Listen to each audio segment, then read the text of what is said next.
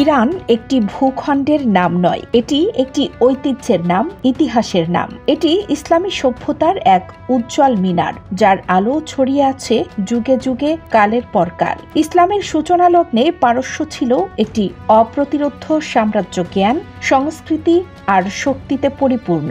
হযরত ওমর রাদিয়াল্লাহু আনহু এর খেলাফতে মুসলিম বাহিনী এই সাম্রাজ্য জয় করে, কিন্তু শুধু ভূমি নয়, তারা জয় করে হৃদয়ও।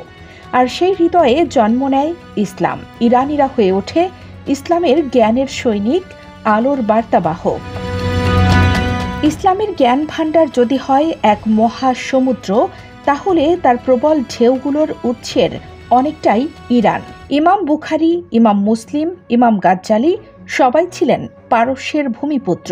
তাদের রচিত হাদিস, ফিকহ, দর্শন আজও মুসলিম জাহানের বাতিঘর।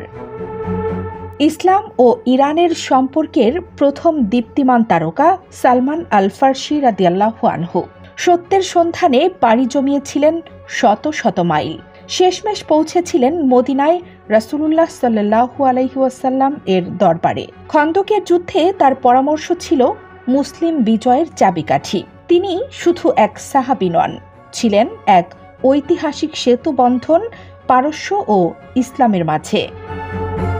ইরান আহলে বাইতের ভালোবাসায় সিক্ত এক ভূমি।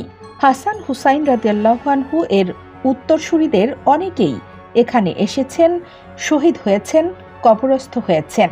ইরানের শহরগুলো যেন আহলে বাইতের স্মৃতির পাতায় ভরপুর এক ক্যালেন্ডার। প্রতিটি কবর, প্রতিটি মাজার তাদের প্রতি শ্রদ্ধার নীরব উচ্চারণ। ইরান মানেই চোখ জুড়ানো সৌন্দর্য।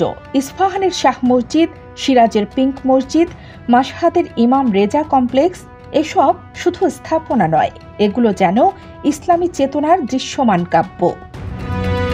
রুমি, হাফেজ, সাদি, ওমর খৈয়াম তারা শুধু কবি নন, তারা ছিলেন আত্মার চাষী, ইমানের মশালধারী। তাদের কাব্যে ছিল আত্মশুদ্ধির আহ্বান, প্রেমে ডুবে থাকা, আল্লাহর স্মরণ।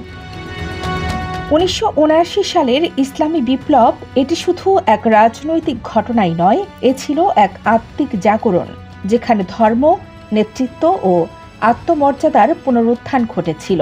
ইরান বলেছিল, আমরা ইসলাম নিয়ে বাঁচব, ইসলাম নিয়ে গর্ব করব।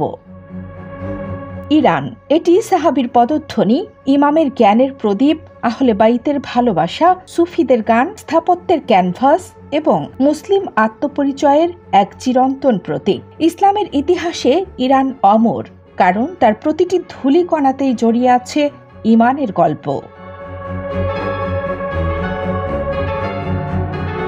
কানিস ফাতেমা নিপা, খবর সংযোগ।